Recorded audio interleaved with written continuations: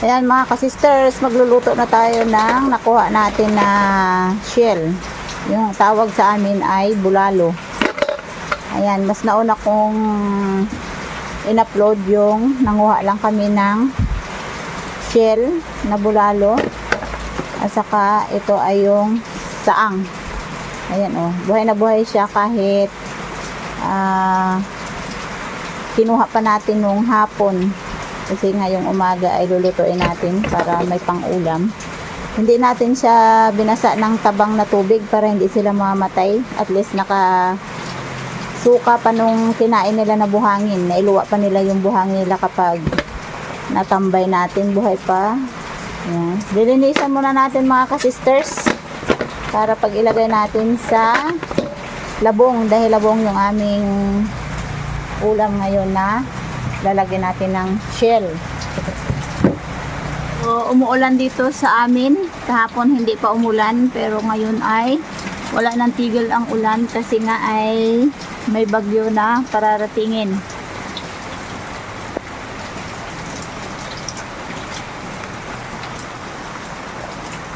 Ilalagay natin sa basket yung shell para maalog-alog natin siya ng mabuti.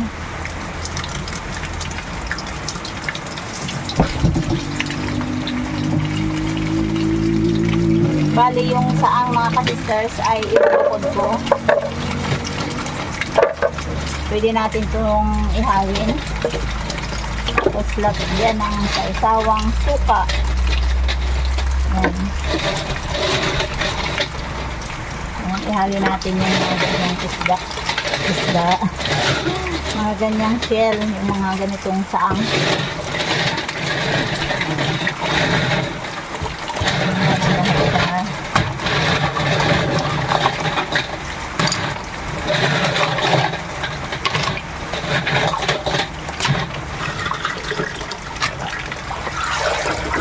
Yan, pag ganitong tag-ulan, dito talaga ako sa loob naghuhugas kasi mababasa tayo dun sa labas kasi wala tayong magandang takip. So, konting alog-alog lang hanggang sa luminis. Ayan, ganyan siya.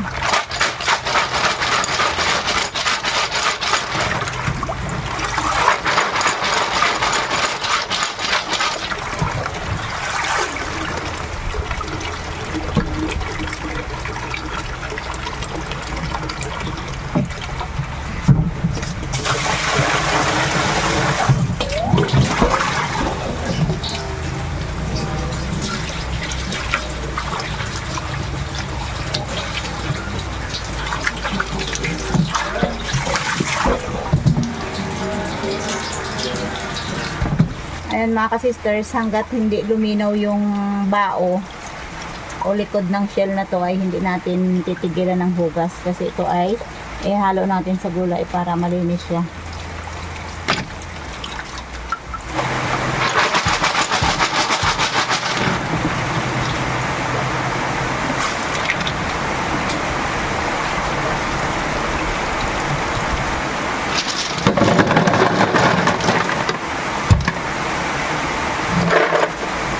Napakalinis na mga kasisters yung ating inalog-alog na shell. Yan o, kuminis na yung likod ng shell o, saka alog-alog.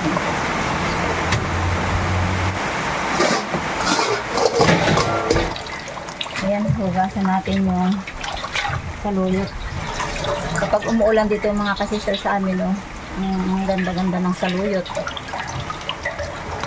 Pag tag-init, halos wala ka namang makitang saluyot. Bawi-bawi lang.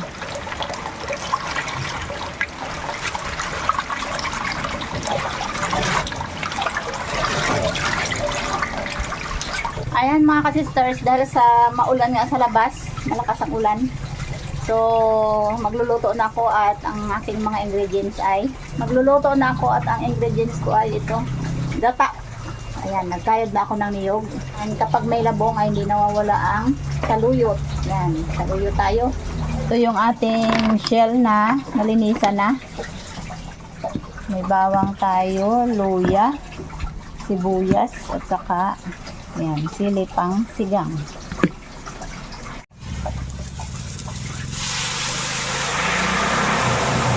Ito yung pangalawang gata.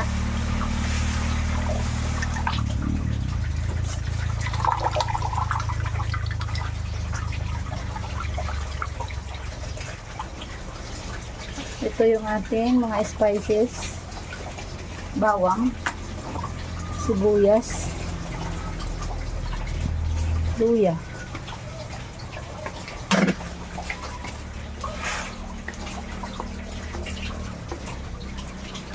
Yan, ilagay natin yung labong.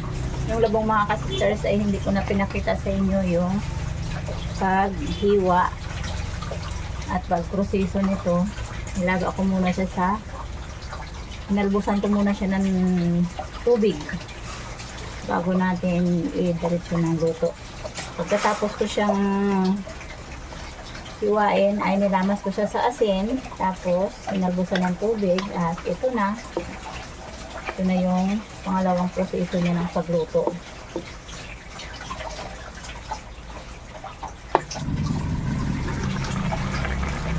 Ayan, luto na yung ating labong. Kahit naluto na yung labong ay hindi yan nadudurog. So ilagay natin yung shell or bulalo. Bulalo. Yan, hindi bulalo. Bulalo. Pareho ang spelling pero yung turok magkaiba.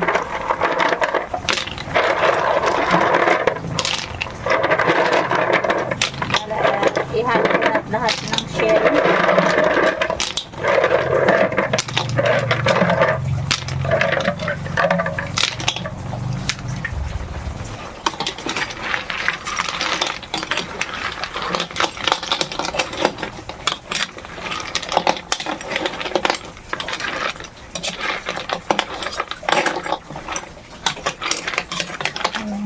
Kahit marami tayong labong, hindi ko dinamihan ng paglagay ng labong para makita natin yung shell.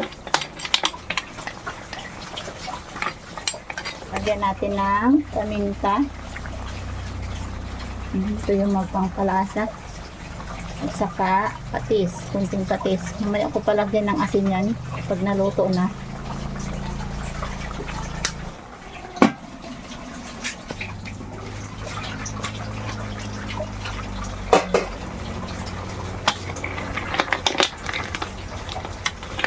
Lagyan natin ng sili.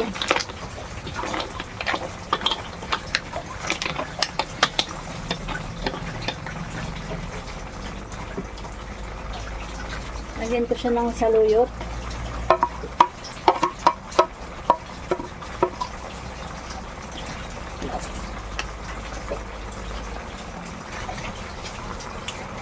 Lagay natin yung unang gata.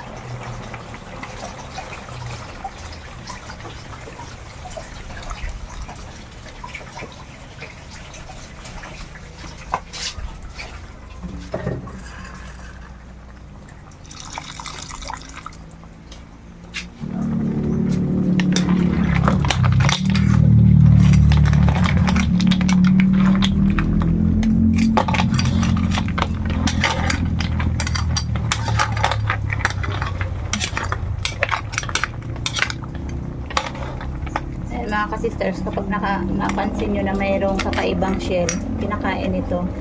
Ito yung tawag dito sa amin ay bungog. Yan. Basta may bulaklak yung kanyang bahay, kinakain na namin yan. Sarap yan sa mga nakatikim na. Yan. Saka ako siya titikman kung nahalo ko na lahat kasi yung shell ay dati namang maalat. Walang lasa pa. Liban sa patis na nilagay ko, lagyan natin ng konting asin.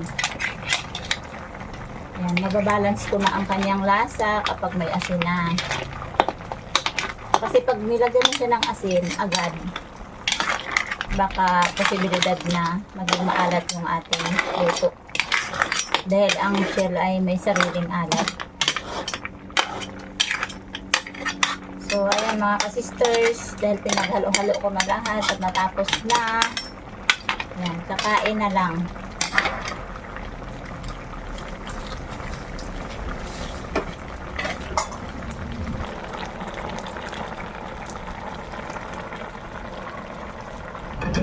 natira ng mga shell ay iihaw lang natin. Masarap to isaw-saw sa suka na may sibuyas at paminta.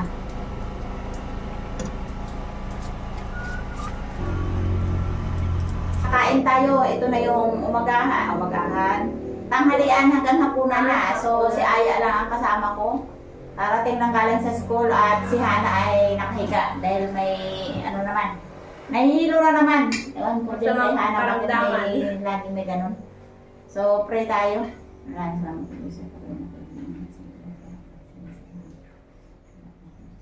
Amen. Amen. Amen. So, ayan. Madami Kain. tayong sihi. Ang dami niyo kuha. Ikaw lang? Oo, yan. Ako ang nagluto, ako ang nag-video. Yan. Kasi si Aya may pasok na. Pag mga ano talaga ay... Hindi masarap. Hirap-hirap nga ako sa video dahil doon tayo sa loob ng kusina. Kaya sobrang hirap talaga doon, lalo pa nag-uulan. Nag-ulan ba kanina? Hindi na ako nakalabas. So, ito na yung inihaw natin na yanga-yanga or saang. Ayan. Masarap ito siya mga ka-sisters. Malasa. Isaw-saw ko lang siya sa suka. Perfect. Ang sarap. Ito. Pero makisa. Sarap. Yan. Kahit makain ako ng marami nito, walang problema kasi Kay Kasigan. wala tayong Pa. ito ay pasok sa low carb. Ano yan? Yung pala. Buhangin. Okay lang yan. Ito yung Pagulo yan. paborito namin ni Miss Yahay. Bali din. Babayin natin na ano to. Oh. Pala kung buwa ka kanin. Tama lang lasa no, hindi siya maalam. Masarap mga ka-sister. Ito, ano lang to. So, masarap. So, ay mga ka-sisters, samantalang babay po tayo. Maraming salamat po sa inyong pagsubaybay sa aming channel. Thank you! Salamat po at God bless po sa inyo. Bye-bye. Bye-bye!